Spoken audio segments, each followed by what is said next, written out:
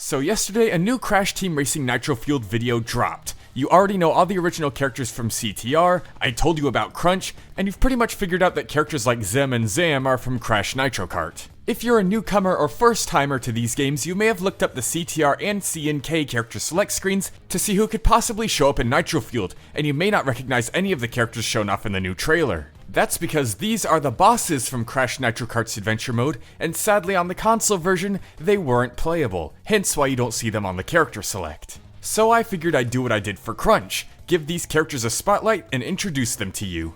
Let's begin! Do you accept my challenge?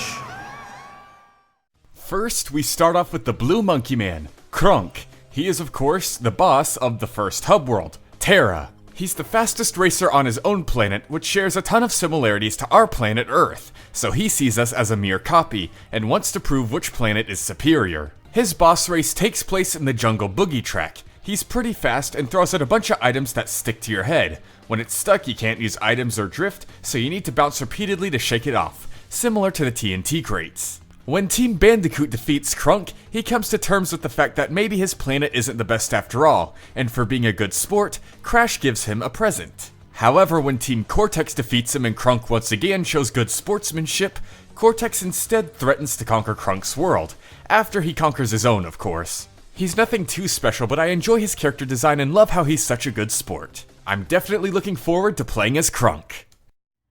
I will race them and show them who has better planet! We then come to Nash, the cybernetic shark. He's the boss of the second hub world in the game, Baron. He's a very energetic and temperamental character that has to constantly be moving. Velo's own description of Nash even comments on how he never stops or even sleeps. This is likely a play on the rumor that sharks need to constantly move or else they'll suffocate and die. His boss race takes place on the track Deep Sea Driving, my personal favorite in the game. Just like the rest of the boss characters, Nash is extremely fast, and he throws out items behind him as well. These include shattering shark teeth and road spikes that'll flatten your tires for a bit. When Team Bandicoot defeats Nash, he demands his boss key back and throws a fit over losing. However, Coco quickly puts a stop to it by hacking his brain wirelessly because she can do that apparently. When Team Cortex defeats Nash, Cortex and Engine ponder the idea of cybernetic sharks as henchmen. And he loses his temper again. Overall, Nash is still a fun-looking and cool-designed character that I can't wait to play as. Soon, Nash, soon. Not soon. No!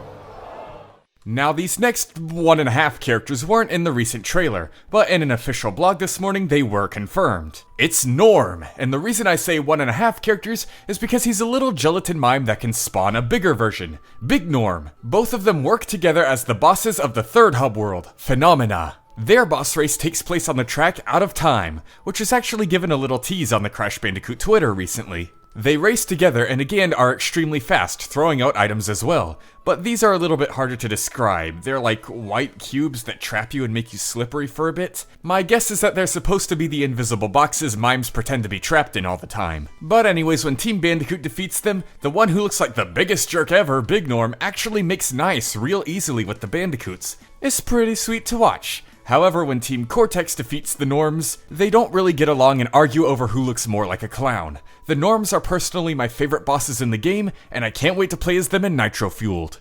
I don't want to hear it. The deal was that you race in return for me wearing this dumb getup. Besides, they don't stand a chance. Now we come to Geary, a neat freak robot with a slightly menacing side, and that's pretty much all there is to him. He's personally my least favorite of the bosses, but I can understand why some people like him. He serves as the boss of the fourth hub world, Techni, and his boss race takes place on the track Android Alley. He races alongside 2 sweeper bots and drops multiple items. One is a puddle of water that you can slip in, and the other is a sprinkler that rolls out and can hit you in front. When Team Bandicoot defeats Geary, he begins to clean everything, including Crash, before Velo yells at him and demands that he cleans the entire Coliseum as well. And pretty much the same thing happens with Team Cortex. Again, he's not my personal favorite and I just don't find him very interesting, but I'm excited to see what Beanox does with him when it comes to alternate skins, considering his entire body is metallic.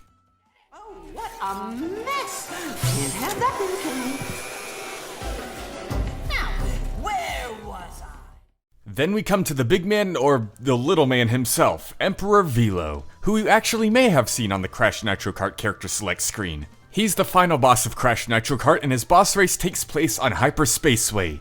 He races alongside 2 of his minions, and all 3 together throw out various items from the game's item list. Now, why does he look so different in Nitro-Fueled and in Nitro Kart's character select screen than he does in the cutscenes and in the story mode? That's because this is Emperor Velo's real form. The big version is just a robot, and he gets exposed in both Team Bandicoot and Team Cortex's endings. However, in Team Bandicoot's ending, they return his scepter to him and let him keep ruling. While in Team Cortex's ending, they accidentally teleport themselves to Krunk's planet, where Tiny becomes ruler. Now you may be thinking to yourself, why on earth don't we get to play as the big Velo? His character design is awesome. Well, to that I say worry not. In today's Nitro-Fueled blog, he was specifically referred to as the quote-unquote real Velo, which implies there's another Velo, the big Velo. Similar to how they confirmed the norms, having small norm and big norm, confirming both were playable separately. So I think we're gonna have a big Velo playable very soon.